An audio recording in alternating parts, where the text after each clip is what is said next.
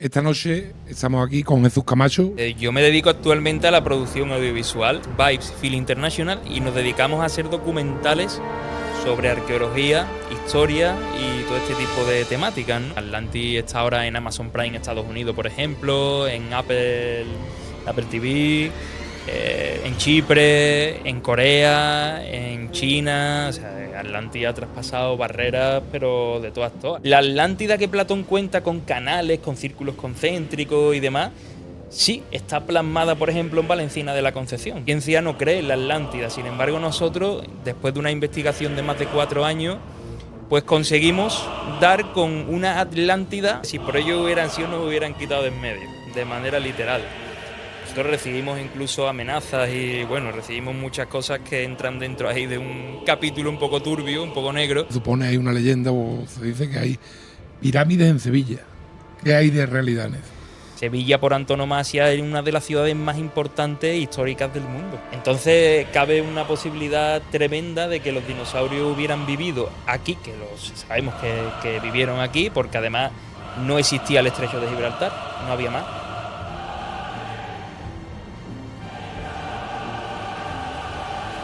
De hecho, aquí en San José de la Rinconada se encuentra un esqueleto de mamut. Yo hice una investigación en la llamada conocida como Casa de la Loca y recuerdo que una de las veces a este amigo mío lo vi 2/4 separado del suelo, como si alguien lo estuviera agarrando por la sudadera, alguien que no se veía. Buenas noches, bienvenidos una noche más a la nave del misterio. ¿No mata como hoy no es la nave del misterio? Así no íbamos a entrar. ¿No? Pero bueno, dale, venga. Esta noche estamos aquí con Jesús Camacho. Buenas noches, Jesús. ¿Qué tal? Muy buenas noches. Antes de, hombre, porque tú estás acostumbrado a ir a sitios importantes y por eso te hemos traído hoy aquí a lo de nuestro amigo Oliver. Bicho, ¿pero de qué te ríes? Antes, sobre todo. Es verdad, ha ido a sitios importantes a grabar. A grabarte con el de el de las pollas heladas, ¿no? Sí, es cierto, con Pedro Huerva, claro. ¿Cómo que? Por lo que es más famoso es por eso, Es más ¿no? famoso por eso, ahí se dio a conocer. Claro. Ya después el podcast vino ya después, pero es verdad que se dio a conocer por eso. Es verdad. Antes de nada te voy a presentar a esta gente y a mí también para que nos conozca un poco. Yo sé que nos has fichado un poco y sabes que sobre qué temas tocamos nosotros los podcasts. Son entrevistas más personales. Lo tuyo es una cosa un poco más que se sale de lo que hacemos siempre, pero yo lo veo bastante interesante y yo creo que va a quedar una cosa bastante guapa. Bueno, este es Mata, que es ingeniero aeronáutico. Buena cosa, yo estudié piloto comercial. O sea que Pues mira, ahora podemos tocar. después no me algunos dedicaba a eso. Bueno, temas. ¿Qué? ¿No tienes nada que añadir y no vas a discutirme? no, no. Ya estás acostumbrado. Ya a que estoy le digan- acostumbrado. No soy ingeniero aeronáutico, Entonces ya... pero me dedico a la ingeniería aeronáutica, sí. Tenemos a Pichu, que es trabajador de la Junta de Andalucía. Ahora no, ahora viene elecciones, ahora cuidadito con lo que digo. Ahora cuidado. Y yo, que soy, como me dice el Mata, DJ borracho y director de podcast. Ahí está. Muy bien. entre otras miles de profesiones. Y tú, yo creo que como todo el mundo no te va a conocer, o de los que nos ve a nosotros, yo creo que lo mejor que tú explicaras a qué te dedicas tú, de dónde vienes y de dónde viene todo el mundo alrededor de lo que tú haces. Pues mira, yo me dedico actualmente a la producción audiovisual. Estoy en una empresa cuya CEO es Cristina, que es Vibes Film International, y nos dedicamos a hacer documentales sobre arqueología, historia y todo este tipo de temáticas, ¿no? Entonces, bueno, pues gracias a mi dedicación sí que he tenido la oportunidad de no solamente de investigar cosas, historia sobre todo, arraigada aquí en nuestra región, en Andalucía, sino que hemos traspasado también fronteras y hemos podido investigar otra serie de cosas que sorprenden sobre lo que nos han contado de nuestra historia y lo que realmente creemos que ha sido nuestra historia, ¿no? Hay 2 puntos en la balanza que están un poco desequilibrados entre una cosa y la otra. ¿Qué temas toca principalmente? Porque yo he visto documentales de la Atlántida, ¿no? Sí, la Atlántida, ese fue perdón. digamos, el primer documental que hicimos para D-Max y bueno, para otras cadenas. Y bueno, normalmente arqueología, historia es lo que solemos tocar, pero siempre desde otro punto de vista. Es decir, la ciencia dentro de la historia nos cuenta una cosa y realmente cuando nosotros investigamos exploramos terrenos, encontramos otras. Entonces nosotros estamos ahí un poco entre la ciencia, porque nunca perdemos esa parte del método científico, y lo que no nos cuenta la ciencia sobre nuestra historia, sobre nuestra arqueología, ¿no? A eso es a lo que nos dedicamos nosotros un poco, a destapar esa caja de Pandora un poco que es desconocida sobre nuestra historia. Por ejemplo, el de la Atlántida, pues la ciencia no cree en la Atlántida. Sin embargo, nosotros, después de una investigación de más de 4 años, pues conseguimos dar con una Atlántida arqueológica que nadie daba realmente un duro por ella. Quiero decir, que eso era un yacimiento que había ahí, pero que todas las descripciones que nos hacía Platón sobre la Atlántida coinciden con ese yacimiento. Entonces nosotros, cuando hicimos este documental, pues lo hicimos entre el método científico, de lo que se había encontrado, y el método más mitológico también, que era lo que nos contaban los textos antiguos, y descubrimos y dimos a conocer al mundo de que hay una relación posiblemente bastante importante entre lo que Platón cuenta, que la ciencia no admite, y lo que se han encontrado los arqueólogos en nuestros días ahora, en la actualidad. ¿Qué es lo que te hace a ti meterte en ese tipo de investigación? La curiosidad, yo creo. ¿Pero fue el hecho de buscar la Atlántida o fue el hecho de qué es lo que hay aquí en esta zona? Porque a ti lo que te llama la curiosidad o te has centrado principalmente en la zona, en esta zona, la zona de Sevilla y... Nosotros siempre solemos centrarnos mucho en Andalucía. Quiero decir, al final la marca Andalucía, nosotros entendemos y sabemos que los yacimientos de Andalucía son los más antiguos que hay en el mundo. Y eso, que nadie ha valorado, muy poca gente ha valorado hasta ahora, lo exportamos fuera. No solamente se queda en España, que también, sino que también se exporta fuera, ¿no? Entonces, pues claro, nuestros documentales son internacionales precisamente por eso.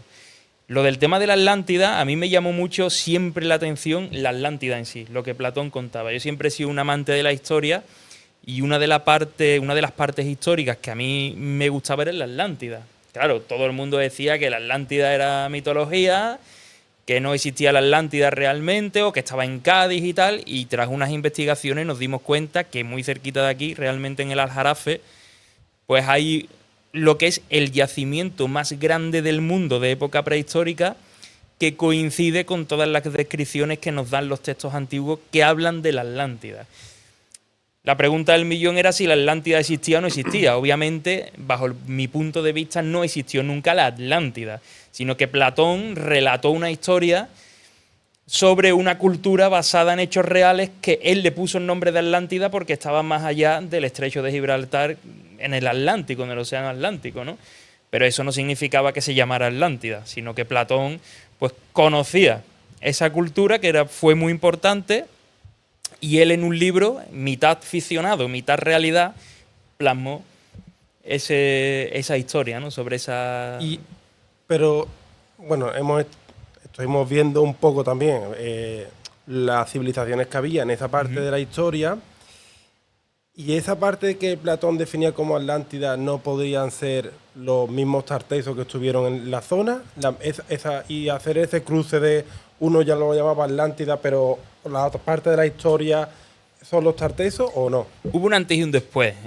Según la ciencia y los registros que ya existen arqueológicos, en el 2500 a.C. hay un mega tsunami registrado además por la Universidad de Huelva, por el profesor Juan Antonio Morales, que ahí, en ese tsunami, en esa franja del 2500 aproximadamente, hay una pausa, digamos, de Valencina de la Concepción, en este caso, que es el yacimiento al que me estaba refiriendo antes, pues hay una pausa porque la gente parece que abandona esa ciudad. Entonces, Tarteso es lo que vendría después, que sí, por supuesto, era la misma gente, obviamente, que siguió viviendo aquí en la zona, y que después la ciencia ha reinterpretado después también, además de los textos antiguos que nos habla de Tarteso, de Tarsis, la Biblia y otros documentos, pues eso fue una continuidad de la Atlántida. Pero bueno, realmente es que la Atlántida nunca existió. Yo siempre he pensado que todo esto era Tarteso. O sea, ya está. Desde primera hora siempre ha sido Tarteso, realmente. Y no estábamos equivocados con la zona, porque además, de hecho, está el Carambolo, que está justo ahí arriba, al lado de Valencina de la Concepción, que es de época tartésica y que vemos el tesoro que se encontró, que no se ha encontrado en ninguna parte y que es uno de los tesoros más importantes del mundo, ¿no? Entonces, para mí la Atlántida es un nombre que ficciona Platón porque está en el Atlántico. Su capital está en el Atlántico. Pero va mucho más allá, porque la Atlántida además se expande. Digamos que la Atlántida entra dentro de lo que conocemos como el megalitismo, que el megalitismo nace en Andalucía y se extiende por toda Europa. ¿Conocéis Stone Age? No. Stone Age está a 2 horas de Londres. Sí, la de esto que son Ese monumento. redondas, son como dólmenes, unos dólmenes, bueno, sí. Sí. Y en medio tiene una general y la rodea con un círculo.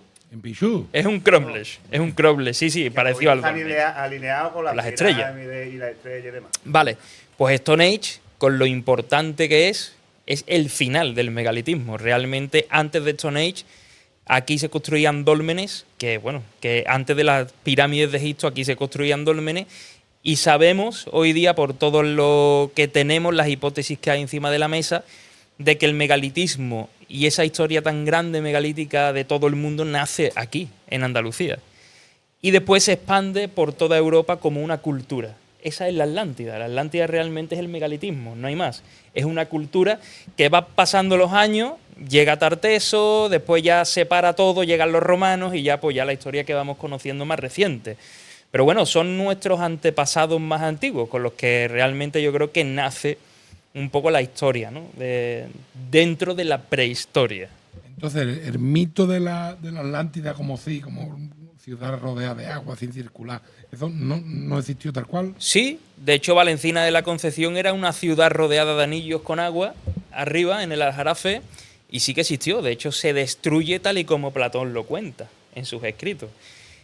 Se encuentra, a día de hoy, se han encontrado objetos arqueológicos y diversos accesorios que ya Platón también lo cuenta. O sea, que todo coincide. Entonces, la Atlántida que Platón cuenta con canales, con círculos concéntricos y demás, sí está plasmada, por ejemplo, en Valencina de la Concepción, porque en la prehistoria, durante esa etapa, pues nuestros antepasados, todas las ciudades las hacían así. Era una especie de muralla de protección, de seguridad, pero eran hechos con canales. O sea, eran hechos en vez de con murallas, pues con canales, con agua.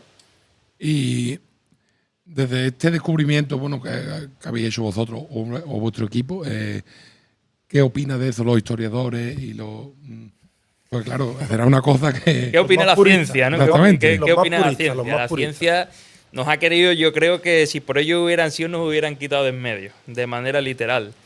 Nosotros recibimos incluso amenazas y, recibimos muchas cosas que entran dentro ahí de un capítulo un poco turbio, un poco negro. Que nos gusta a nosotros. Pero sí, es así, yo siempre lo cuento, ¿no? Además, se enfadaron con nosotros. Hicimos daño realmente.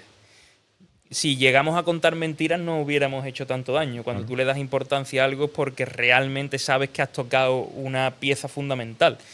Y a nosotros nos dio igual. La verdad que el equipo se mantuvo bastante valiente en ese sentido y sinceramente estuvimos ahí a tope y sacamos todo, absolutamente todo lo que habíamos descubierto durante toda esa labor de investigación que se hizo durante muchos años. ¿Y por qué crees tú que ellos lo niegan o no quieren que saquéis eso? Bajo mi punto de vista, yo creo que se niega por la religión. Creo que es una cosa que no calza con la religión cristiana. El decir que nuestros antepasados adoraban a dioses y ahora tenemos un solo Dios. El decir que Astarte, a la que se adoraba la mujer, es pues la consecución de Astarte es la Virgen María que tenemos hoy día. El decir que quizás la figura de Jesús de Nazaret pueda ser muy parecida a la de Hércules, es que te cambia mucho la historia realmente a lo que te han querido contar. Entonces, una de las piezas yo creo que es fundamental aquí es la Iglesia también, la religión, con todo respeto, por supuesto, a todo el mundo, ¿no? A las creencias y demás. Pero sí, yo creo que fue un poco el núcleo de todo en la religión. Y después también yo creo que los egos de los catedráticos, de las tesis doctorales, eso también hace mucho daño. Claro, porque después de lo que me estás contando, yo una pregunta que veo obligatoria, la siguiente: ¿qué opinas tú de la historia que se cuentan en los colegios que se da en los colegios, que se da en las universidades. Es la historia que le dicen a los profesores que tienen que contar y es la historia que todo el mundo nos hemos creído y nos creemos, pero no tiene nada que ver con la realidad realmente. Nuestra prehistoria, yo por ejemplo en la época mía del colegio, se contaba que, bueno, eran Homo sapiens al lado de un río allí, Sí. y eso no tiene nada que ver con la realidad. Nuestros antepasados construían dólmenes con piedras más pesadas con las que se construyeron las pirámides de Egipto. Eso no se cuenta. No. Entonces eso hay que tenerlo siempre muy, muy presente. Y se sabe cómo, bueno, hay alguien que haya estudiado, porque, bueno, según... Hay hipótesis de cómo se construían, ¿no? Claro. Hipótesis. Pero realmente no llegamos a saber a ciencia cierta cómo construían realmente eso. Sabemos que las matemáticas existían. Porque además implantan una fórmula matemática con el número phi que la podemos ver en muchos dólmenes. O sea que estamos hablando de gente que pues, yo creo que sabía conocimientos que supuestamente, según la historia, se inventan muchos milenios después, pero que hace 7000 años ya sabían la fórmula del número phi, porque además en Secretos del Megalitismo, que es uno de los documentales que vamos a sacar dentro de, bueno, a finales de año o por ahí, lo demostramos, que el conocimiento matemático existía. ¿Dónde, en qué zona se encuentran los dólmenes? Dolmen de Menga, en Antequera, Alberite, en Villamartín, Cádiz, aquí arriba en Valencina, Dolmen de Montelirio, de la Pastora. ¿Pero todos se encuentran en Andalucía o...? Donde nace, sí, claro. El primer dolmen que nace en el mundo se encuentra en Andalucía, es el más antiguo. En Cádiz, en Villamartín. A partir de ahí se construyen todos los demás. Pero hace 7, 8.000 años, 6.000, o sea que antes de las pirámides de Egipto estamos hablando, ¿eh? ¿Y los dólmenes para qué se usaban en aquella época? Eran templos, bajo nuestro punto de vista eran templos. Los eruditos de la historia dicen que son lugares de enterramiento. Se utilizaban como lugar de enterramiento, pero fundamentalmente eran, haciendo una comparativa, ¿no?, como las iglesias que tenemos hoy día. Eran templos dedicados a los astros y además si tú ves la forma de un dolmen, tiene la forma del útero de una mujer. O sea que estaba construido incluso con esa forma porque además la mujer era elemental y fundamental en esa sociedad, era lo más importante. Todas las que reinaban y gobernaban eran mujeres. Eso también nos hemos dado cuenta. Y es el útero de una mujer donde tú entierras al muerto en posición fetal, como aparecen los niños cuando están en la barriga. Digamos que es la muerte y el renacer. Eso es lo que encontramos en todos los dólmenes y en todo lo que hemos investigado nosotros ahora. De hecho, los dólmenes, el patrón constructivo, hay catedrales que han seguido el mismo patrón constructivo de un dolmen. Las iglesias, pasillo, digamos la parte de la iglesia por donde tú entras y después el medio círculo que te hace siempre la parte donde está el altar y demás. Ha seguido el mismo patrón constructivo realmente, jugando con las vidrieras con el sol y el dolmen jugando también con las posiciones de la salida del sol en los solsticios. O sea que estamos hablando que han seguido el mismo patrón los constructores, los que han construido tanto los dólmenes como ahora mismo las construcciones más nuevas, ¿no? Que en este caso hay catedrales que pertenecen a siglos bastante anteriores, pero que se ha seguido el mismo patrón. Y eso es muy importante entenderlo porque son lugares de culto religioso. Los actuales, a Dios, a Jesús, a lo que conocemos ahora como nuestra religión. Los anteriores, a los astros, que eran realmente a los que se adoraba. El sol, por ejemplo, las constelaciones y, bueno, incluso los lugares, la geografía también. Viendo tus podcasts, para enterarnos un poco de los temas que tocaba y eso, vimos cosas relacionadas con que se supone hay una leyenda o se dice que hay pirámides en Sevilla. ¿Qué hay de realidad en eso? Hay formas piramidales en Sevilla. El Cerro de Santa Brígida, por ejemplo, es una forma piramidal. No deja de ser un túmulo funerario, pero que tiene forma piramidal. No significa que haya pirámides en sí, sino que tiene esa forma. Yo siempre he comparado una pirámide con un túmulo funerario, porque al final las pirámides se utilizaban como templo y para enterrarse, y los túmulos funerarios pues exactamente lo mismo, ¿no? Eran dólmenes que hay debajo, pero se tapaba con una capa de arena. Entonces el Cerro de Santa Brígida, para mí, para nosotros, para Cristina, para todo el equipo que estábamos ahí, es uno de esos lugares que no se ha excavado, que saben que hay algo muy importante, por no decirte quizás una sorpresa enorme para la arqueología a nivel internacional si se excavara ahí, y que para mí está uno de los dólmenes más importantes del mundo ahí debajo. Y no pueden excavar ahí, no se pueden hacer por ahí, o no quieren. Como poderse excavar, imagino que sí, pero fijaros vosotros, y ahora os voy a preguntar como curiosos las circunstancias un poco en las que se encuentra ese cerro. Hay 7 cerros ahí. Ninguno de ellos tiene arriba un mirador ni nada, y se coloca un mirador justo en ese, para que la gente suba, vea Sevilla desde arriba, las vistas preciosas. Pero ¿tú por qué le pones un mirador a eso? Para bloquear. Hay una forma que si te lo ponen delante tuya y te lo esconden delante, tú es que no lo ves. No es que te lo oculten, es que te lo ponen delante para que tú incluso investigues, o curioses o hables de él. Pero el Cerro de Santa Brígida, además ahí se hacen rituales y cosas a día de hoy, con gente, no te voy a decir que son sectas, son personas que saben que Tarteso era tan importante ahí y demás, que hacen los rituales que hacían nuestros antepasados, se supone. ¿Y por qué el Cerro de Santa Brígida y no otro? El Cerro de Santa Brígida está a 1 kilómetro en línea recta del Cerro del Carambolo. Para mí, y tener el nombre de Santa Brígida, que además Brígida viene de Brigitte, de brillar, de estrella, viene todo relacionado. Astarte fue la diosa más antigua y estaba relacionada con la estrella. Con lo cual, el nombre de Brigitte viene de brillo, de estrella, viene de toda esa etimología. El Cerro de la Estrella. Ahí debajo tiene que haber seguramente una mujer que gobernó en alguna época antigua en un dolmen, además que sabemos que hay estructuras debajo, y que permanece enterrada ahí. ¿Por qué no lo quieren desenterrar? Pues seguramente porque la historia no encajaría con la oficialidad que nos han dicho hasta ahora.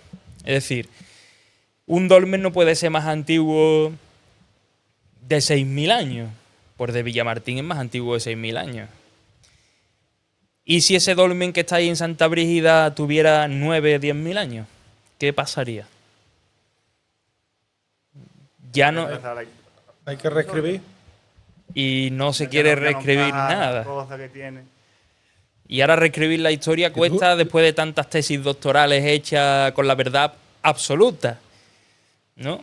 Es que la ciencia no es la verdad absoluta, y menos en el campo de la arqueología. Yo te lo puedo comprar en la medicina, te lo puedo comprar, pero en la arqueología la ciencia no puede ser una verdad absoluta, porque siempre se está reescribiendo cosas, porque siempre aparecen cosas nuevas.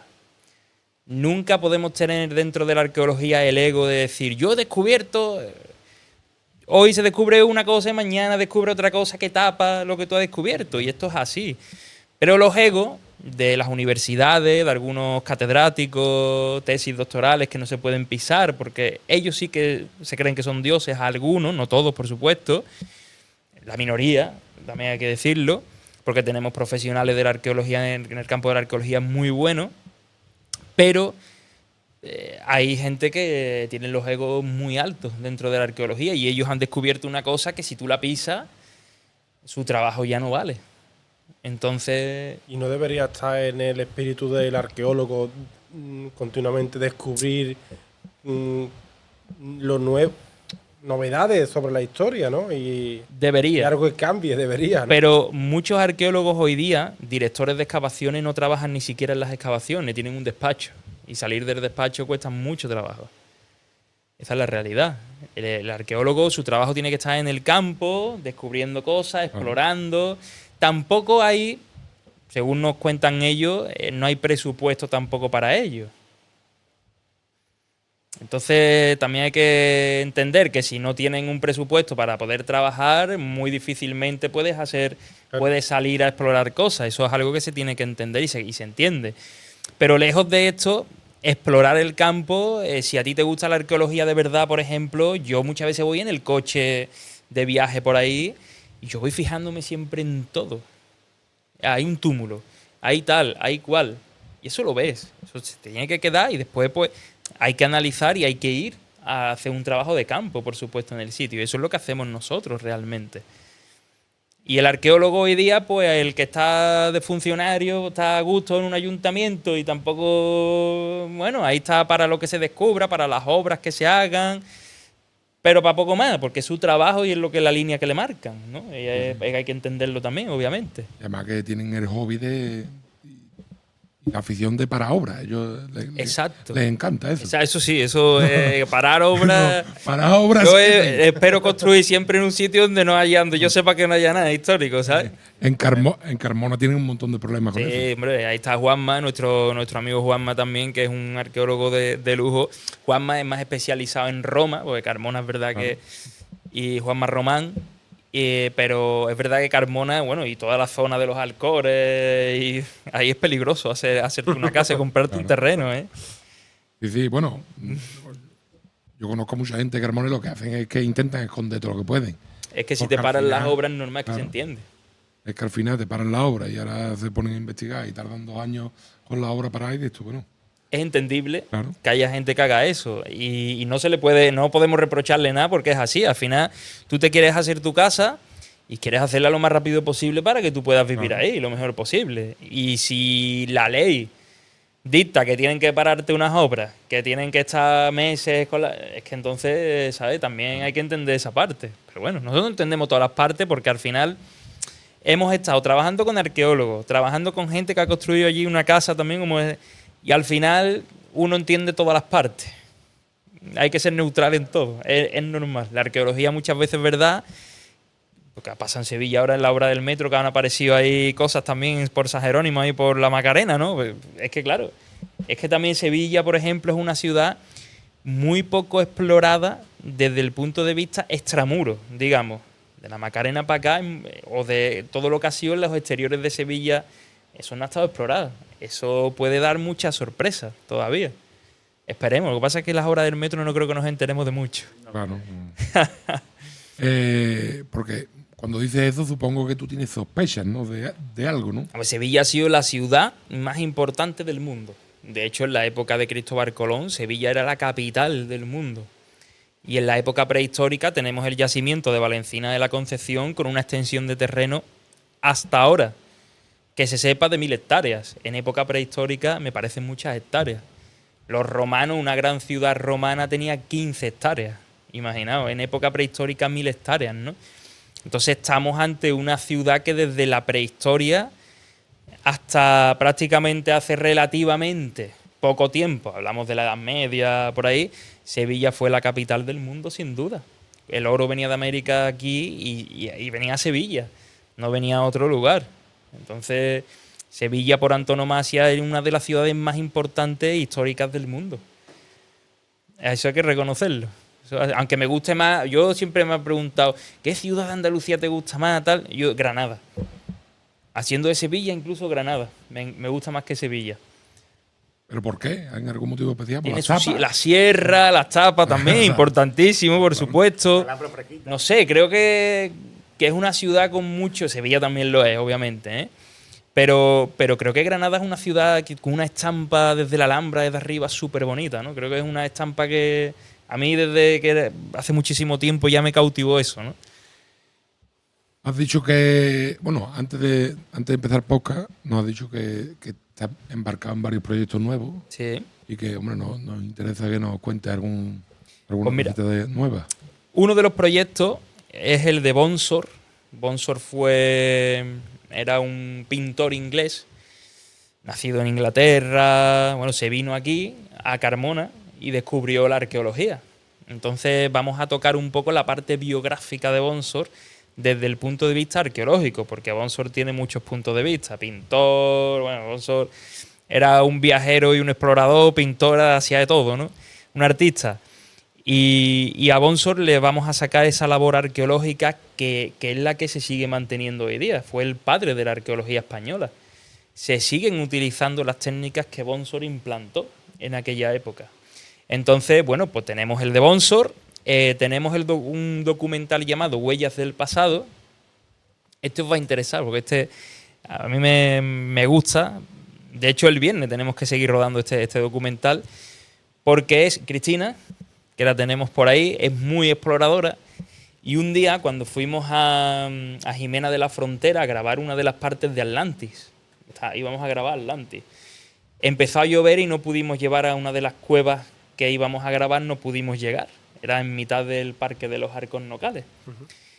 Y nos quedamos en una parte, que yo digo que por algo pasaría eso ese día, en la que encontró una huella de dinosaurio, explorando el terreno, junto a una huella de homínido.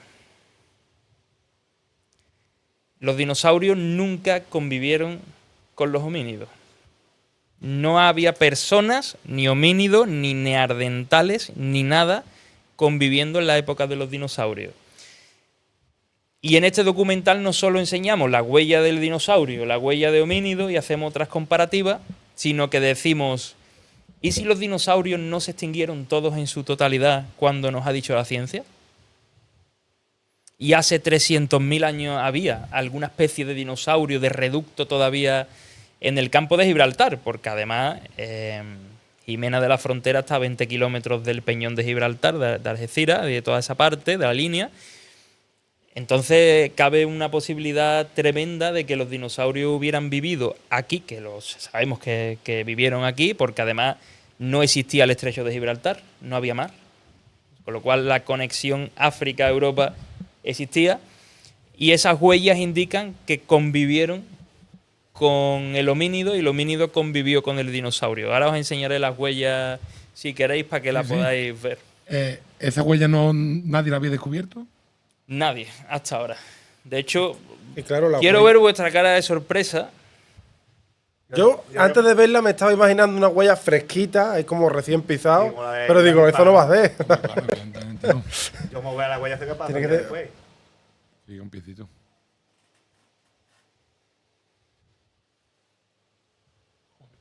Hostia. Yo, claro, esto entiendo. No le pongo dimensiones a la 45 centímetros. 45 centímetros. ¿Y tú que tienes un 50, cuánto es? Algo menos, vamos, algo menos. La huella es aproximadamente algo así, la roca. Y está en el mismo estrato de la huella. Ayer se lo pasé yo a ¿Cómo podéis...? las pisadas de homínido, que son esas que veis ahí en la foto.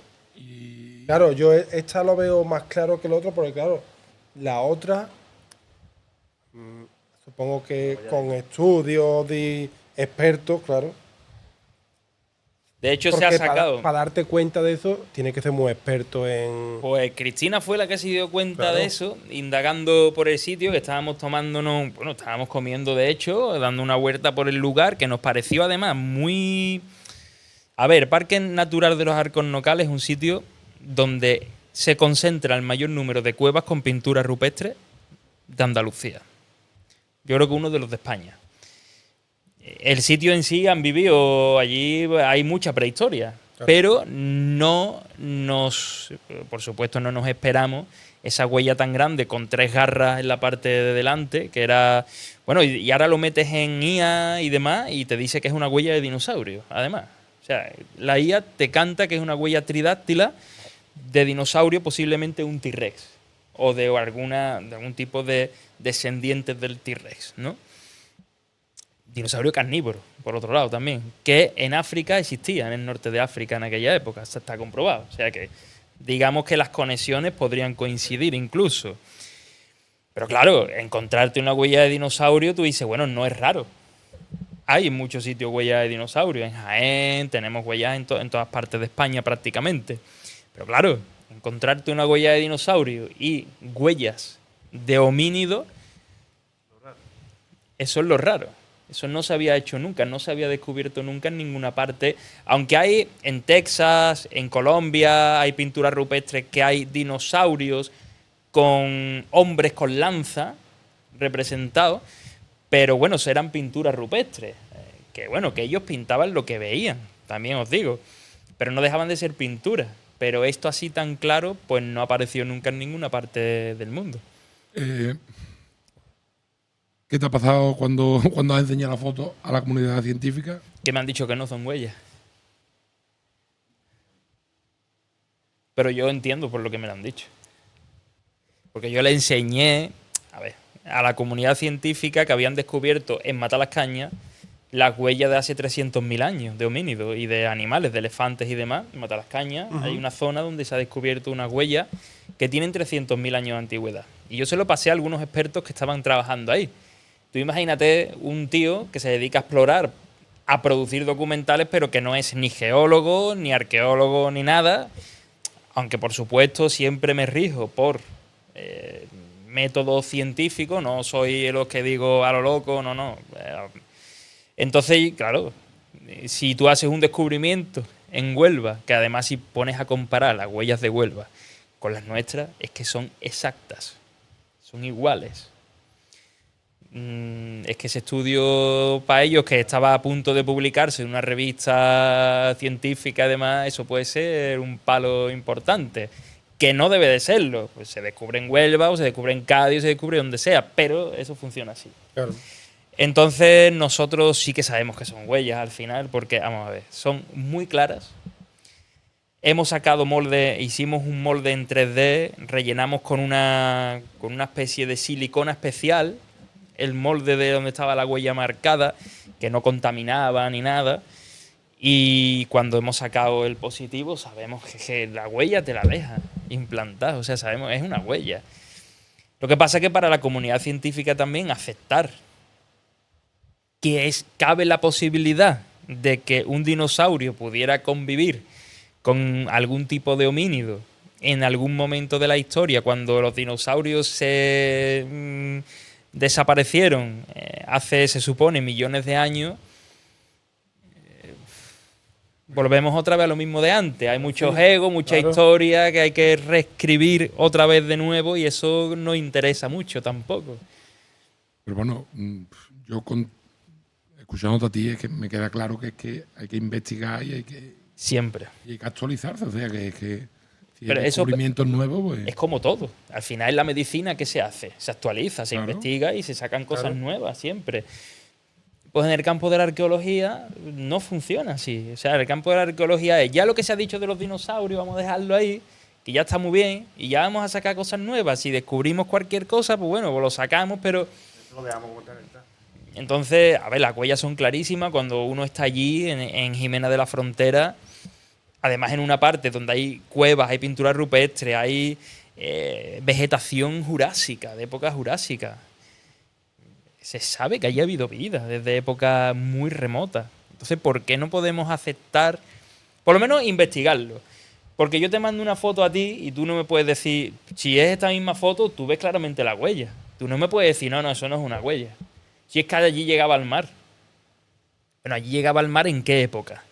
En la época jurásica, pero si los dinosaurios no se extinguen del todo aquí en esta parte y sigue habiendo hasta hace 300, 400.000 años, ¿qué pasa? No puede haber mar porque en esa época el estrecho de Gibraltar me lo están representando sin agua. ¿Cómo va a haber a 1000 metros agua y abajo a nivel del mar no? Por eso molestamos tanto a la comunidad científica, que no lo hacemos por molestar, así que lo hacemos por decir, mira, esto es lo que hemos encontrado. Pero eso está todavía muy, muy verde en ese sentido, ¿no? Digamos. Y aparte de estos dos documentales, ¿en qué proyectos más está? Bueno, de hecho, está en 4 o 5. Sí, entré en una serie documental de 5 capítulos con Saulo Ruiz Moreno y José Ruiz Mata. Saulo es ingeniero, están haciendo un estudio de todos los dólmenes de Europa, lo más importante. Y ahí vamos a demostrar muchas cosas en ese estudio, vamos a estar grabando. De hecho, Stone Age es uno de los lugares donde vamos a ir a grabar. Iremos a otros lugares, a otros yacimientos de Portugal, España, Francia e Inglaterra en la primera temporada y vamos a demostrar que las matemáticas existían, que nuestros antepasados construían con una base matemática, que además las líneas energéticas con los zahorí, ¿sabéis? Los zahorí son los que buscan agua, ya existían también en aquella época y que los dólmenes también se construyen en base, en cierto modo, a líneas energéticas que no están ahí por casualidad en un sitio, sino que están ahí, sacan las piedras de una cantera y se lo llevan en algunos casos a 2-3 kilómetros porque ese sitio era donde tenía que estar el dolmen, energéticamente hablando. Y muchas cosas más que vamos a sacar en esa serie que demostramos que nuestros antepasados no eran los tontitos que estaban a la orilla de un río tirando piedras al río a ver qué pasaba, sino que construían, que sabían matemáticas, que sabían de astronomía y que sabían otras muchas cosas más que nos han heredado ahora, con el paso del tiempo hemos ido nosotros heredando, ¿no? en ese sentido. En esa época, ¿cómo transmitían el conocimiento? Porque si no hay escrito sabemos en papeles, tiene que haberlo en piedras o... Sabemos que hay comunicación, tanto hablada como en piedra. De hecho, en Huelva, antes decían que la primera escritura aparece en Mesopotamia, en Oriente. Todos nos llevamos a Oriente, porque Lux es Oriente, Occidente parece que no había nada. Pero en Huelva se encuentran unas tablillas con unos grabados que son más antiguos que las de Mesopotamia. O sea que tenemos constancia de que escritura había, y si hay escritura hay comunicación.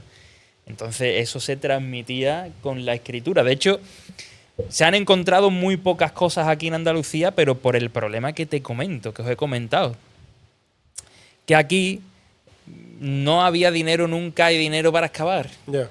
O te lo encuentras fortuitamente y lo entregas, o otra gente se lo encuentra fortuitamente y no lo entrega, pero que aquí en Andalucía tenemos la cuna de la civilización y que las pirámides son muy bonitas, preciosas, muy grandes, pero que anteriormente a las pirámides aquí se transportaban piedras de más de 180.000 kilos, que además en el dolmen de Menga, la cúpula, lo que llega a pesar es eso. Y tú para levantar eso, yo creo que muy tonto no tienes que ser. Porque yo ahora nos pondríamos a nosotros aquí a levantar eso con los medios que ellos tendrían allí en aquella época y a ver si somos capaces de levantarlo. ¿Y hay hipótesis de cómo podrían...? Con arena, se supone, con otro te dicen con palo, en el suelo con tronco, pero una piedra de 180.000 kilos, los troncos se los carga. Claro, los troncos. Se conoce, yo creo, tengo la hipótesis, me puedo equivocar, se puede descubrir en un futuro otras cosas obviamente, y ojalá. Yo creo que las ruedas ya existían en aquella época y creo que los bueyes y los animales de carga pesados también existían, de hecho se utilizaban. Es mejor que tiren, en vez de 4 tíos, que tiren 4 bueyes, ¿no? Más peso por lo menos pueden mover, ¿no? Yo creo que va por ahí la historia. Pero claro, no se sabe a ciencia cierta. Sería un poco descomunal de si no se sabe seguro. No se sabe seguro, no se sabe eso. Me estoy imaginando ahora el T-Rex. El T-Rex tirando con piedras, domesticado tirando con piedras. No, pues pero sería buena cosa, ¿eh? Hubiera sido buena cosa. ¿No te creas? No, pero es que cuando te pones a pensar cómo podrían hacerlo en aquella época, te vuelves loco dándole vuelta a la cabeza. Existían elefantes aquí, ¿eh? De hecho, aquí en San José de la Rinconada se encuentra un esqueleto de mamut. Aquí en el yacimiento que hay a la entrada de San José, Cerro Macareno se llama, se encuentra un esqueleto de mamut. Con lo cual, oye, ¿quién te dice? El mamut no es un animal en teoría agresivo, ni el elefante lo es, aunque a veces hayamos escuchado cosas. Pero, ¿y si un elefante puede tirar mucho mejor de algo? Y ahí había una domesticación para la agricultura o para este tipo de cosas. No lo sabemos, pero que elefantes existían. Hace 300.000 años aquí. De hecho, en Huelva, en las huellas, hay huellas de elefantes. ¿Cuánto has dicho que pesaba la piedra? 180.000 kilos. 180. ¿Cuántas toneladas hay? 180 toneladas. Eso está en internet, puesto en el estudio. Eso es muy bestia. ¿Tú has estado en el dolmen, habéis estado en el dolmen de Menga alguna vez? Yo no. Pues cuando vayáis a Antequera y veáis el dolmen de Menga, vais a ver cómo el techo del dolmen es una piedra descomunal, toda entera, además, de una pieza, y que eso se ha llevado hasta ahí. Es que no se me ocurre ni cómo se puede llevar eso hoy en día, prácticamente. O sea que un camión Pues, no aguanta 180.000 kilos. Para que veas cómo de alguna manera lo hicieron.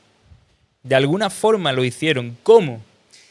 La hipótesis más normal que a mí me parece es que la rueda existiera, que tuvieran algún tipo de transporte hecho, yo no sé de qué, de piedra, de lo que fuera, y ahí arriba se colocaba tirado por animales pesados.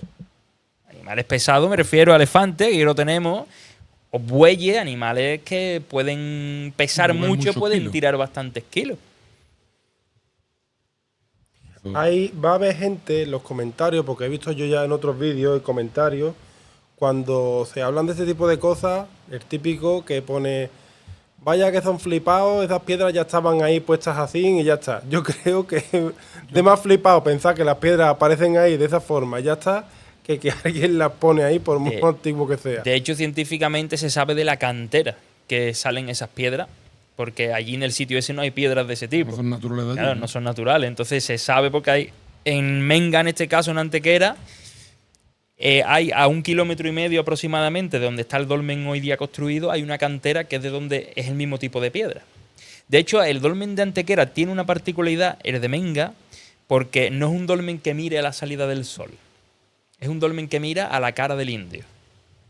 Con lo cual, por eso os he dicho antes que la geografía para ellos también era sagrada. Y de hecho, debajo de la cara del indio se han encontrado dólmenes hace poco tiempo, se han encontrado dólmenes nuevos. O sea que una roca con forma de cara para ellos era una montaña sagrada. Es que la orientación de los dólmenes están todos orientados al mismo sitio. Todos están orientados, casi todos, o a la salida del sol o a la puesta del sol. Te hablo en el solsticio, o sea, cuando va a entrar el verano, cuando va a entrar el invierno y demás. O hacia algún sitio geográficamente que para ellos eran sagrados. Como el indio, ¿no? Como la cara del indio, por ejemplo. El de Alberite, también recuerdo que Pepe nos comentó que también miraba hacia una montaña de Grazalema. De hecho, si tú lo mides en línea recta, es al pico de la montaña justo, que para ellos también era sagrado. Aparte de la salida del sol. Ese está direccionado, digamos, el pasillo para la salida y para un sitio de allí importantes para ellos en ese momento. Un tema que yo quería tocar contigo, que no para de darme vueltas en la cabeza también, que no tiene nada que ver con la historia, pero es también va unido, es el tema de la producción de los documentales. Sí. Como eso, ¿de dónde? Pues claro, eso vale un pastizal. Eso vale. ¿Cómo se llega, cómo se piensa, vamos a hacer esto? ¿Cómo se financia? Hay varias formas. Normalmente, te hablo como nosotros empezamos, pusimos el dinero. De hecho, Cristina fue la que produjo, o sea, Atlantis la productora ejecutiva fue Cristina, porque de hecho fuimos a Egipto y demás a grabar y ahí nadie nos había financiado nada. Éramos los nuevos, que nadie daba un duro por nosotros, como decía Lopera, y que Cristina, pues con mucho esfuerzo, ella tenía también su trabajo y demás, y con mucho esfuerzo fue poniendo ese dinero encima de la mesa para que se pudiera hacer. No se terminó completamente, después conocimos a una distribuidora que puso dinero para que pudiéramos terminar el documental. Entonces, nuestra manera de trabajar nosotros trabajamos con distribuidoras internacionales que, si les gusta la idea, nos ponen la financiación encima y hacen que nosotros grabemos el documental y después ellos lo distribuyen, y una parte se lo lleva la empresa nuestra, la productora, y otra parte se la llevan ellos de lo que vendan. Entonces, bueno, pues nosotros distribuimos normalmente en España, Portugal lo controlamos nosotros, tenemos contacto y lo controlamos nosotros, y la distribuidora pues suele sacarlo a Estados Unidos, a Australia y demás. De hecho, Atlantis ha llegado hasta Corea. O sea, en Asia, lo tenemos en Asia, en Estados Unidos, Atlantis lo tenemos en muchos países. Esa es la forma de financiar. Después, las grandes productoras, nosotros somos una productora media que estamos empezando, como aquel que dice, muy humildemente. Después hay otras productoras que son las grandes, que son financiadas por tipo Netflix y demás, que eso ya tienen muchos millones. Pero bueno, nosotros somos los... Dentro de que Cristina tiene la productora y demás, pues somos bastante humildes en ese sentido y el presupuesto de nuestros documentales son más recortados, mucho más recortados que los que suele financiar Netflix y ese tipo de plataformas. Pero bueno, había que empezar por alguna manera, era la manera, digamos, más fácil de ir metiendo cabeza poco a poco y de ir demostrando el crecimiento poco a poco y que el trabajo siempre iba a mejorar y demás. Respecto a Atlantis, todo lo que tenemos ahora, es verdad que hemos mejorado un montón con equipos nuevos, se notó un poco que la ayuda también de la financiación y demás. Y bueno, pues muy poco a poco, por una escalera perdaño, subiendo y tranquilo, o sea, sin prisa de ningún tipo. No puedo evitar preguntarte, claro. No me vayas a preguntar a por lo de a dónde cagado, ¿no? Porque No, eso después, ¿vale? ahora después. ¿Cuánto vale hacer un documental? Depende. Atlantis casi se llevó 100.000 euros. Estos documentales que tenemos se van a llevar bastante más que Atlantis. Sobre todo la serie. Cuesta bastante dinero. Porque además el audiovisual... Oliver entiende que está por aquí, sabe que se va siempre reciclando y todo cuesta bastante dinero. Ya las cámaras casi pasa como con todo, se te quedan antiguas de un año para otro y tienes que ir cambiando, tienes que ir invirtiendo. Cuesta bastante, pero bueno. 100.000 euros, ¿hablamos en cuántos capítulos? 3. En 3 capítulos. O sea, que eso o se vende a muchos sitios o... Claro, obvio. Es una apuesta arriesgada. Apostaron mucho por nosotros y la suerte es que ahora pues se ha vendido bastante bien. Atlantis está ahora en Amazon Prime en Estados Unidos, por ejemplo, en Apple TV, en Chipre, en Corea, en China. O sea, Atlantis ha traspasado barreras, pero de todas. Y estos que tenemos ahora... Atlantis para mí, yo cuando lo veo desde el punto de vista de productor, como sabemos, siempre los fallos que hay y tal, el espectador no se da cuenta posiblemente, pero nosotros sí, obvio, ¿no? Sabíamos que había que mejorar muchísimo y fuimos muy autocríticos en ese sentido de decir, oye, hay que mejorar esto, tal, porque si queremos seguir en esta industria hay que darle caña, ¿no? Y bueno, pues en este sentido nos hicimos con equipos nuevos para estos documentales, con gente también como Alberto, que no lo he nombrado, Alberto Rosado también, que es director de fotos, que bueno, hace un trabajo tremendo también. Y somos poquitos en la productora, es verdad que parece mucho dinero, pero después con todo lo que hay que pagar alrededor, no es ni mucho dinero. O sea, es muy fácil de que el dinero vuele rápidamente. Entonces, somos pocos, pero bueno, en fase de crecimiento, un año, a lo mejor de un año para otro, pues podemos incorporar una persona a la producción o dos. Y bueno, pues mucho currar. La verdad que aquí no hay... Sí, hay director, productor y demás, pero después a la hora de currar, ni director ni productor. Curra todo el mundo por igual y para adelante, ¿sabes? Y eso al final es la filosofía nuestra. Me supongo que sí, pero ¿se miran tendencia o posibilidad de venta a la hora de hacer a la hora de decidirse por un tema u otro? Sí. Sí. Eso, las distribuidoras, por ejemplo, estamos trabajando con una distribuidora alemana que le presentamos los 3 documentales que os he hablado antes, de Las Huellas, El secreto del megalitismo y el de Bonsor. Y el de Bonsor no lo quería el de Las Huellas. Después con otra distribuidora austriaca no quería el de Las Huellas, quería la serie. Entonces cada una al final va mirando un poco su mercado. Es verdad que eso se lo dejamos más a ellos. Nosotros aquí en España trabajamos muy bien con D-Max. Es verdad que para tú tener algo en D-Max tienes que tenerlo ya completamente hecho. D-Max ya no financia nada, sino tú se lo llevas hecho y ellos te lo compran directamente ya hecho, terminado. Entonces, claro, hay que tener una apuesta económica detrás para poder hacerlo, crearlo y después poder venderlo. Para eso, Pues las distribuidoras más importantes que llevan temas de arqueología, de historia, que les interesa en este tipo de temas, pues siempre solemos pedir un mínimo en garantía para que financien, si no el documental completo, una parte del documental y otro lo financiamos nosotros, ¿no?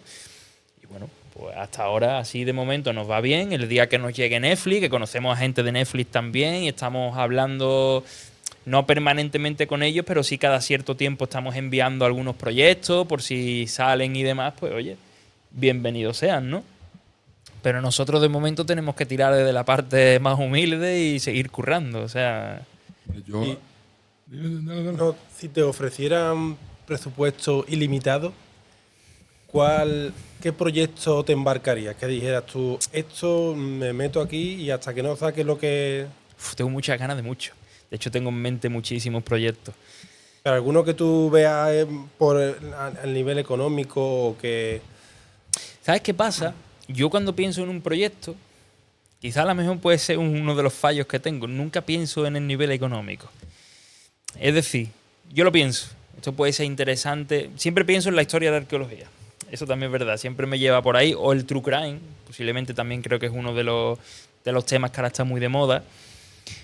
Pero no pienso nunca en este proyecto, no pienso en tener dinero, ¿qué proyecto nos va a repercutir más dinero? Sino pienso primero en el tema interesante para la gente que podamos mostrarle. Eso pues, puede ser que puede que repercuta muchas veces no tan bien en la economía o en el presupuesto, sino que muchas veces se mira más lo interesante para mostrar, aunque eso conlleve menos dinero, que lo que nos va a llevar a más dinero. O sea, yo, por ejemplo, si hubiera algún tipo de tema que nos diera dinero, yo seguiría insistiendo mucho en la prehistoria. Creo que la prehistoria todavía tiene mucho desconocimiento a su alrededor. Tenemos un equipo que no deja de investigar y está continuamente investigando. Aquí, la prehistoria, pero no es lo que más dinero va a dejar. Lo que mejor se vende, más fácil es Egipto. Siempre. Pero que Egipto, yo siempre lo he dicho, yo respeto mucho la cultura, hemos estado en Egipto. Yo creo que Egipto es más marketing que historia. Tiene historia también, por supuesto, importante, Sí, ¿eh? nos ha podido También, vender. también lo decimos. Después, después dice que te creas enemigo. Pero sí, de hecho somos amigos de Zahir Hawass, de hecho. Claro, él no escucha esto, no escucha en español nada, pero sí, yo creo que Egipto es importante desde el punto de vista de su cultura, pero también te digo que nuestra cultura, la de aquí, ayudó mucho a construir la cultura de allí. Y lo vemos con momias que hay que no son egipcias, sino que son caucásicas y europeas, demostradas por ADN, que son momias de gente que ha gobernado en Egipto. Con lo cual no son egipcios de pura cepa. Algunos sí y otros no. Hay una mezcla de mestizaje. Pero Ahí- ¿eso son teorías tuyas o eso No, eso está demostrado. Eso ¿no? está demostrado. ADN europeo. Hay momias que son rubias, tienen el pelo rubio. Yo no he visto a un egipcio con el pelo rubio. No tienen pinta, ¿no? Nosotros lo sacamos y lo tenemos fotografiado. Fue interesante eso. Eso no había escuchado yo en ningún documental. ¿verdad? Hay momias. Es que date cuenta que el comercio, por ejemplo, hacía mezcla de culturas, obvio. Los griegos iban a Egipto, los egipcios iban a Grecia, y esa mezcla de mestizaje hizo que las culturas se unieran a nivel general, ¿sabes? Entonces, Igual que ahora, pero claro, igual más que lento. ahora, pero de otra manera, en aquel momento. Entonces, los egipcios, siempre he dicho, son importantes, construyeron cosas súper importantes, como las pirámides, obviamente, pero que nunca hay que dejar de lado lo que construyeron aquí nuestros antepasados antes que se construyeran, pero antes te digo 3.000, 4.000 años antes de que se construyeran las pirámides. Es que yo tengo la sensación, me pasa en comparación, por ejemplo, con un país que no tiene prácticamente historia como Estados Unidos, una historia de 500 años, y cómo cuidan ellos su historia y nosotros no la cuidamos. Le dan mucha importancia, por eso siempre nos vamos nosotros estratégicamente a distribuidoras de fuera. No, nunca. Hemos trabajado y tenemos relación con distribuidoras de aquí. Pero nuestros documentales casi siempre van todos con distribuidoras de fuera. ¿Por qué? Porque ellos aprecian, en cierto modo, bastante más nuestra historia, seguramente porque ellos a lo mejor no la tengan y la aprecian de otra manera, nuestra historia de aquí. O sea, tú le dices pues, a nuestros amigos de Austria, por ejemplo, de la distribuidora, y están encantados con lo que nosotros hacemos aquí. Y yo, es que yo he estado, a mí me contaban allí, yo he estado en Sevilla en la Semana Santa y he flipado, no sé qué, no sé cuánto. Es que todo lo que ellos desde fuera, la visión que tienen de nuestra cultura es una cultura súper, que es así, súper importante. Pero nosotros, no sé, al pertenecer a esta cultura quizá no le demos la importancia que tenemos. Yo creo que será algo así, será eso. Pero es verdad que nosotros no le damos el valor a las cosas que tienen en realidad.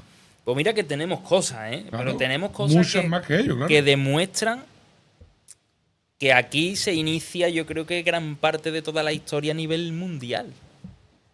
Aquí, con cosas como la que hemos comentado antes. Aquí tenemos de todo. ¿Por qué vinieron aquí todas las culturas? El clima ayudaba, Lo el teníamos entorno. todo. Claro. Teníamos el clima, la agricultura, que el clima pues, hacía que la agricultura funcionara.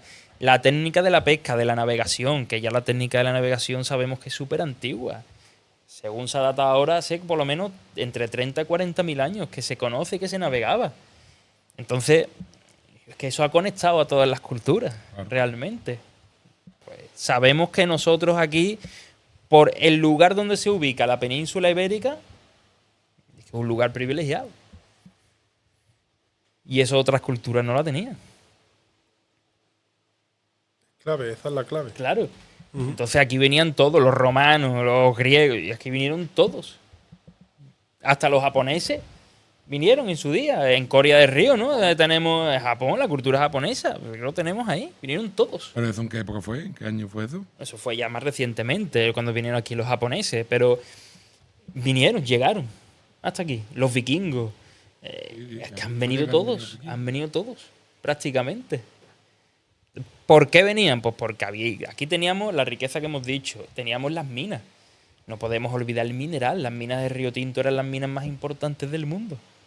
Y las minas más antiguas explotadas del mundo. Que se conoce, y nosotros hicimos un estudio del rey Salomón. Posiblemente esas tropas que venían de Tarsis, del rey Salomón, que lo cuenta la Biblia, las minas eran de aquí.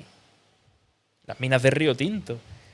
No hace falta ni que nos vayamos a Río Tinto. Tenemos Gerena, tenemos ahí Arnalcoya, que tenemos una faja pirítica ibérica que va desde Córdoba hasta Portugal, que ha sido de las más importantes.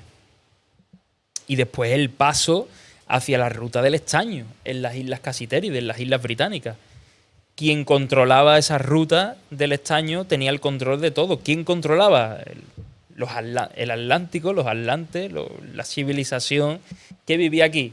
Antiguo Atlante, deja claro, los que vivían en época megalítica aquí, que no eran atlantes, pero bueno, los que Platón se refirió a ellos como atlantes, ¿no? Lo teníamos todo. No sé si es mi sensación, pero de los otros podcasts ahora te veo como cambiar un poco la opinión del tema. ¿Por qué es eso? Pues porque yo no tengo ego. Porque todo se va renovando, porque descubrimos cosas nuevas, porque a lo mejor cosas que habíamos dicho antes, después hemos ido actualizando y hemos dicho, pues no creo que sea por aquí ahora, sí que puede ser más por aquí. Y siempre vamos actualizando todas las investigaciones que hacemos, el conocimiento. A lo mejor algo que yo estoy diciendo aquí, dentro de un mes, o se conocen otras cosas nuevas, y vamos retomando, vamos estudiando eso. Eso es lo importante. Lo preocupante sería que yo de un podcast de hace 3 años lo trajera aquí exactamente lo mismo. Eso sí que sería, que es lo que suele pasar en todos los libros que ocurre, que siempre es lo mismo. No. Aquí se actualiza. Y si decimos una hipótesis y esa hipótesis después resulta que no, pues se dice. ¿Qué problema hay? Al revés. Es información y hay que hacerlo. Además, es interesante. Yo creo, y además, que para mí, la principal virtud que yo creo que es el mensaje que hay que lanzar es que la gente sea curiosa, que investiguen, que no se crean lo que... Sí, está muy bien los libros, leer está bien, por supuesto, pero que no se crean todo lo que dice, sino que sobre un tema específico que estén informándose, que sigan ellos investigando, que seguro descubren cosas que no aparece en el libro que se están leyendo, por ejemplo. Ese consejo se podría aplicar muy bien también a temas de política actual. Bueno, o sea, a todo. Yo creo que sí, sí, pues eso desde luego. Desde luego, vaya, desde luego que sí. Y ya después me ha rehuido un poco el tema de las preguntas personales, pero yo creo que estaría bien que conocieran esa faceta tuya. Y Sí, yo... tus amigos también te den un poquito de caña. A tope, yo lo que tú me preguntas vas para adelante, lo que me Venga, preguntes. Pichu, dale caña. ¿No me traes las preguntas? Bueno, Vamos a hacer esto es ya fuera de... Fuera de la historia, ¿no? Sí. Nosotros preguntamos mucho, porque a la gente le gusta, ¿cuál es tu comida favorita? Es que me gusta todo, tío. Cristi, ¿cuál es mi comida favorita? Tú que me ves desde fuera. Mira, yo creo que la pasta. Yo creo que los macarrones o los espaguetis y demás, creo que esa es mi comida top. Mira que simple, pero con eso me alimentaría todos los días. O sea, no me hace falta mucho más tampoco. Después, por supuesto, pues, el queso, jamón, que me gusta también, claro. Lógico. Jesús, ¿cuál es tu canción favorita?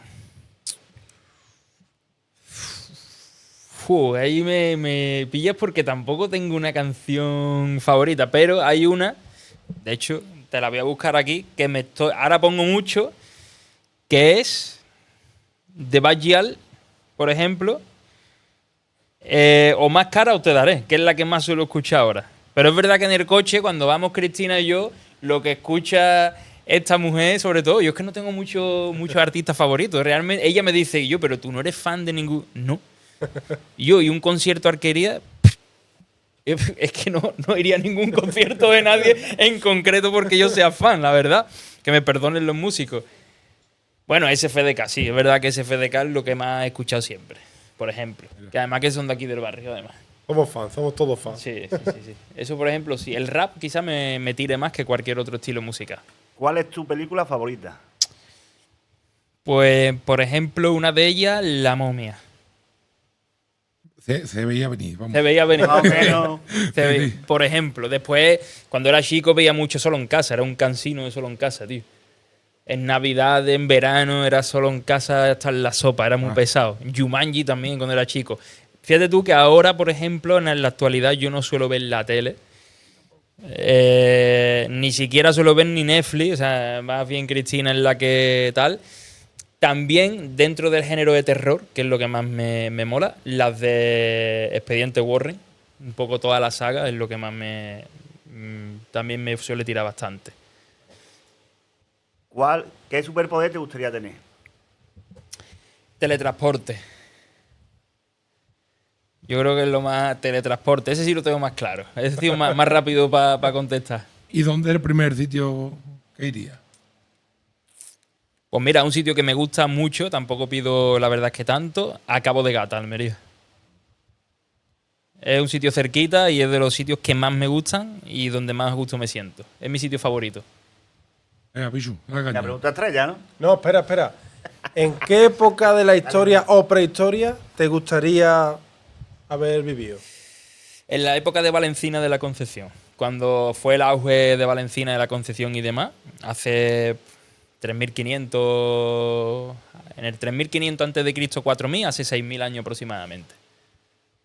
Esa parte de la historia creo que fue una de las más importantes y la que desencadenó quizás muchas cosas que hoy día tenemos y que ha perdurado en el tiempo.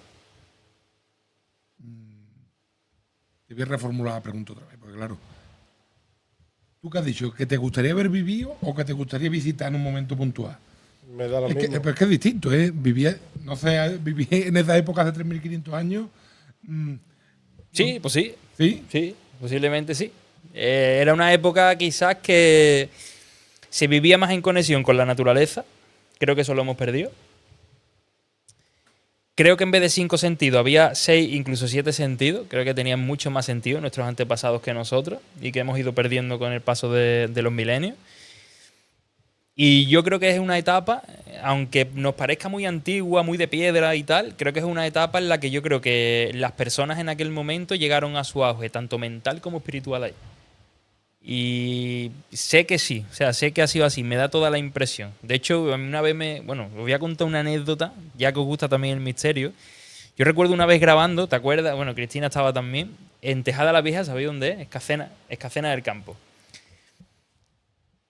Y me llamó mucho la atención a eso que me refiero porque me trasladó al pasado, eso que me pasó.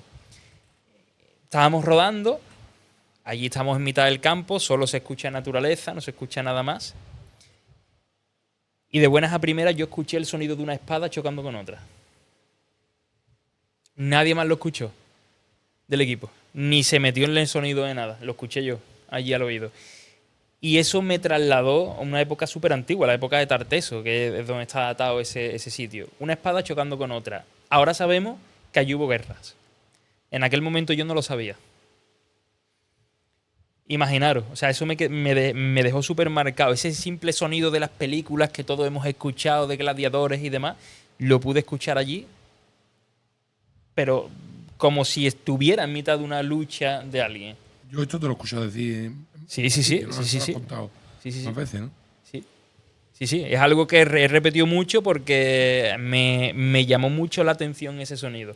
No era un sonido de algo metálico que pudiera ver y que se cayó, porque no había absolutamente nada. Era un sonido de espadas, típico sonido de las pelis cuando estamos viendo de lucha. Ese sonido, escucharlo al lado de mi oído, me impactó muchísimo y me trasladó al pasado, conforme la pregunta que me habéis hecho, ¿no? Y quiero tocar un poquito más del tema de misterio contigo, Sí.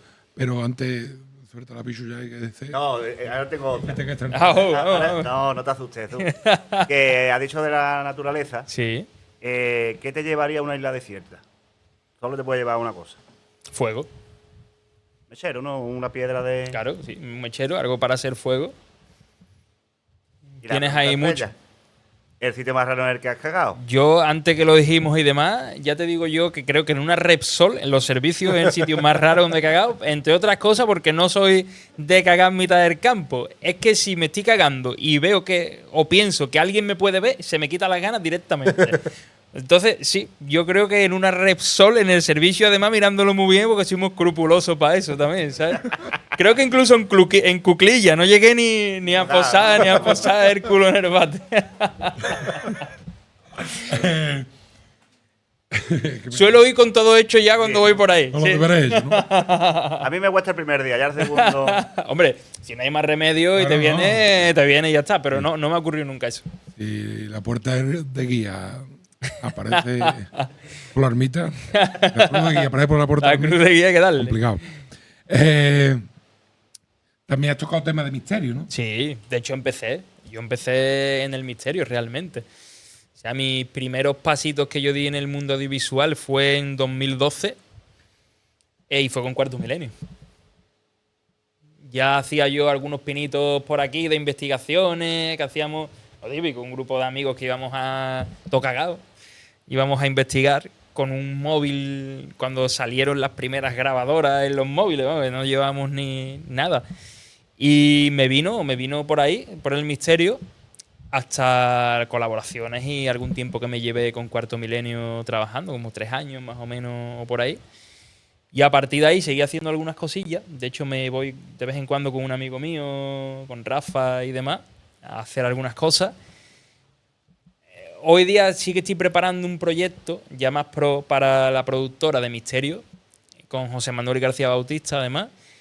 Y bueno, pues estamos ahí en ello, trabajando un poquito, en dándole la vuelta al formato para que el misterio vuelva a ser misterio. Porque es verdad que, a pesar de que me gusta mucho Cuarto Milenio y bueno, tengo amigos allí dentro del programa y demás, pero veo que un poco se ha vuelto un poco más actual, digamos, en tocar temas científicos también y otro tipo de temas, y como que se ha dejado un poco al lado también el misterio, aunque de vez en cuando hay. Entonces yo creo que mi idea es volver un poco al clásico del misterio, ¿no? No sé si lo conseguiremos o no, estamos trabajando también un poco en ello, pero bueno. ¿Recuerdas anécdotas de aquella época? De Sí, cosas sí. que te hayan pasado complicadas. Sí, me han pasado cosas muy fuertes. De hecho, el otro día recordaba con Cristina una de ellas.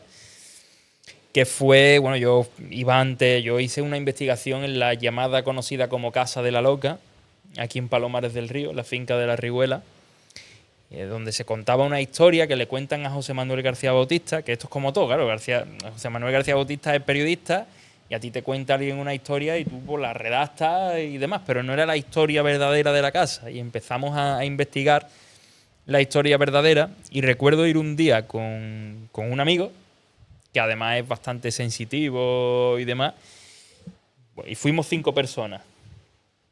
Y recuerdo que una de las veces a este amigo mío lo vi 2 cuartas separado del suelo. Como si alguien lo estuviera agarrando por la sudadera, alguien que no se veía. Y él, que estaba muy metido en eso, porque bueno, es medium y demás, yo estaba como suéltame, alguien que no se veía detrás, pero él estaba 2 cuartas separado del suelo, literalmente arriba, como si alguien lo estuviera cogiendo de la capucha, porque además la capucha la tenía hacia arriba, como si alguien le tirara hacia arriba, ¿sabes? De ella. Eso ha sido una de las cosas que más me han impactado. Después cuando empecé, es verdad que recuerdo un día en la Casa de la Loca que fuimos unos amigos que salí corriendo de la casa. Un sonido, no sé si sería de un animal o no, pero me cagó. Ahí sí que me cagué con la pregunta de antes. Podría haber sido un lugar idóneo para eso.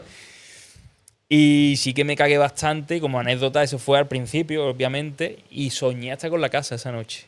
Tuve pesadillas.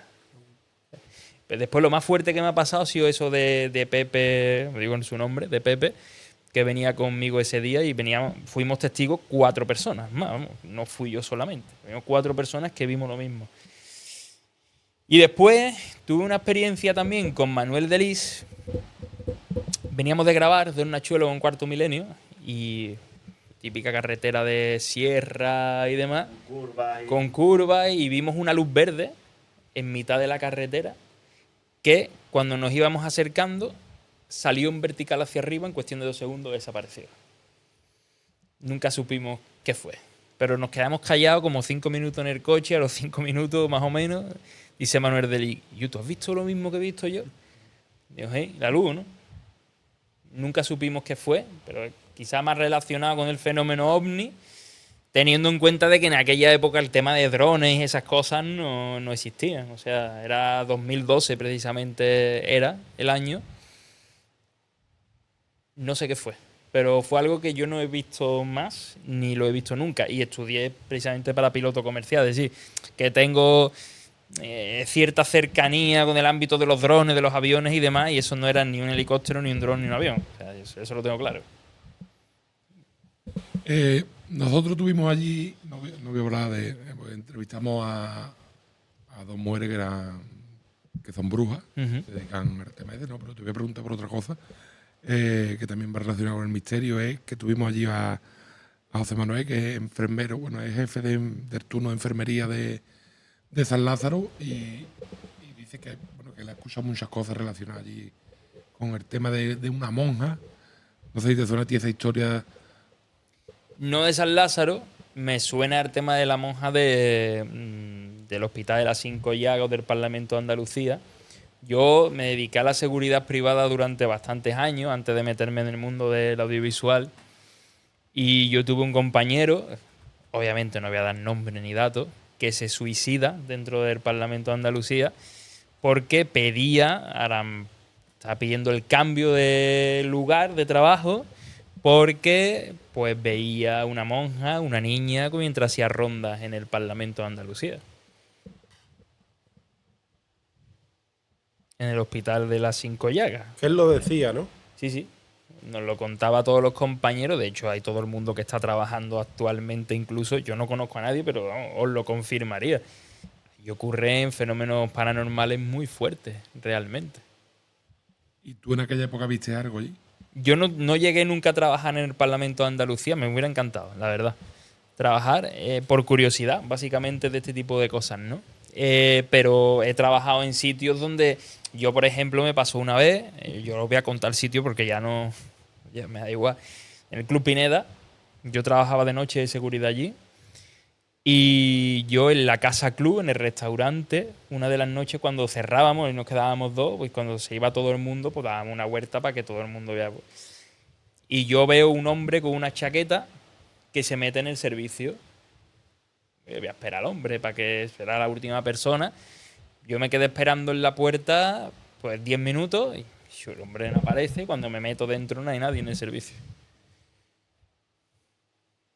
Eso ha pasado allí en el Club Pineda, y no a mí, sino a más compañeros también. El mismo hombre igualmente vestido. ¿Y hay alguna sospecha de quién puede ser? No, nunca lo supimos. Nunca supimos quién fue. Un hombre mayor, delgado, con un traje de chaqueta normal, así como marrón oscuro, y un sombrero. No nos extrañó porque allí mucha gente viste así. Entonces, no era un traje de otra época ni nada por el estilo. Era algo que podía pasar como un traje actual, ¿no? Es muy típico que los guardas de seguridad se encuentren con... Yo me he encontrado con cosas mientras he trabajado de noche en algunos sitios. En Carmona trabajé también en un museo que era un antiguo convento, que allí la estufa se movía sola por las noches, en invierno. Pero bueno, te lo tomas...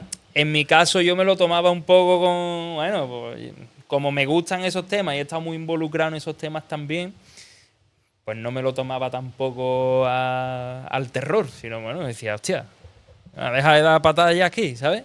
¿No te da miedo? No. ¿De cosas? Nunca. De hecho, mira, últimamente trabajando en el estudio nuestro, yo trabajo desde casa, tengo el estudio, tenemos una habitación bastante grande con el estudio con todo, y yo me dedico, cuando ceno, en vez de ver la tele, me voy muchas veces arriba a seguir trabajando en cosas. Y me ha pasado 2 veces, ¿eh? De estar sentado tranquilamente con el ordenador, tal, detrás tengo la puerta, y de alguien, como si me hiciera así de la camiseta, me tirara. Me ha pasado 2 veces ya eso. Una en el antiguo domicilio que teníamos antes y ahora en el actual. ¿Quién es? ¿Qué es? ¿Qué quiere? No lo sé. Pero a mí se me pusieron los pelos de punta esa noche. De hecho, le dije a Cristina, hace poco, además, hace 2 meses, le dije, sube aquí un momento. Porque yo, claro, estoy de espalda, en una silla muy parecida a la tuya, además. Va a venir para mí ahora. No, hombre, que si te nota algo. Y me acuerdo que como que sentí como te ponen la mano y como si te tiraran para atrás, ¿vale? Y entonces yo en ese momento, claro, tu mente piensa, es Cristina, que ha venido aquí y no me he enterado. Muchas veces tengo los cascos y cuando miro para atrás está la puerta cerrada. Digo, hostia, pues ya no es Cristina. Y en ese momento se me erizaron todos los pelos y le dije a Cristina, sube arriba un momento, ven. Y cuando subió, al entrar al estudio, todos los pelos de punta, los dos. O sea, era como si hubiera allí algo que yo me imagino quién es. Me lo imagino, pero no lo sé. Tengo un amigo que se estrelló con un compañero y amigo, del tema de piloto comercial, que falleció en un accidente de avión en Chile. Y en ese momento yo pienso mucho en él todos los días, tío. Lo tengo muy presente. Y en ese momento que a mí me pasó eso, cuando ya supe que Cristina no era, el primero que se me vino a la mente fue él. Yo creo mucho en ese tipo de señales. Lo primero que piensa, no sé, como si una antena conectara. ¡Pum! Pero es cierto que me ha pasado 2 veces y 2 veces que fue la primera vez también había fallecido ya. O sea que digamos que son las 2 veces que... Y de hecho, una persona me echó las cartas hace relativamente poco tiempo y me dijo que tenía a una persona joven que había fallecido en un accidente de avión, además me lo especificó sin saberlo, lo tenía junto a mí. Y eso un poco, ahí se quedó un poco en la típica historia que nos llevamos muy bien desde hacía mucho tiempo, coincidimos en el curso, él estaba más adelantado que yo en el curso, llevaba más tiempo, y siempre se quedó un café pendiente. Y yo, tenemos que quedar, y yo, vale, pero yo estoy trabajando, a ver si coincidimos, pam, pam, pam, pam, pam, pam. Eso fue lo que pasó y se quedó ahí. Entonces, pues me resultó curioso que me lo dijera sin saberlo y lo que me pasó. Pero no le tengo miedo a lo paranormal. He visto muchas cosas. Ya también me han ocurrido muchas cosas y yo creo que no hay que tenerle miedo a lo paranormal, tío. Yo no creo, por ejemplo, en las posesiones. A ver, Yo en mi caso, que no creo en Dios, que algo habrá, pero no como una persona, un Dios con barba y pelo largo, ¿no? No sé quién y cómo será, pero tú no puedes, si no crees en Dios, no puedes creer en el diablo. La mayor parte de las posesiones suelen ser de gente cristiana, que muy allegadas a la iglesia, porque si no, no te puede poseer el demonio. Esto es algo que se repite a lo largo del mundo, ese patrón. Yo no creo que haya que tenerle miedo a nada, ni siquiera creo que haya espíritus que te hagan daño de una manera física. Arañazo, golpe, paliza. El otro día viendo Cuarto Milenio precisamente lo comentaba con Cristina, ¿no? Era como, había un caso de una posesión en época medieval y tú decías, yo estaba arrastrando por el suelo, digo yo, pero esto no puede ser. Esto no es lo que yo conozco de misterio. Puede ser que te hagan daño. Para un espíritu que ya no tiene cuerpo, no tiene algo material, lo más fácil es hacerte daño espiritualmente, en el sentido de quitarte energía, de que las cosas te vayan mal. Eso es hacerte daño de verdad, pero no físicamente. Yo no conozco a nadie, exceptuando Pepe, que lo levantaron, pero lejos fue un levantamiento, no fue ni siquiera una agresión realmente. Yo he escuchado cosas de gente que tú dices, tío, pero ¿cómo te ha podido hacer sangre? ¿O cómo te ha podido hacer un moratón? ¿O cómo te ha podido...? Me cuesta trabajo creerme algunas cosas que tampoco digo que sean mentiras, sino que bajo mi punto de vista no creo que sean así. Y yo siempre he tenido mucho respeto al ámbito paranormal, pero tanto como para tener miedo, yo creo que no. Yo creo que todos vamos a...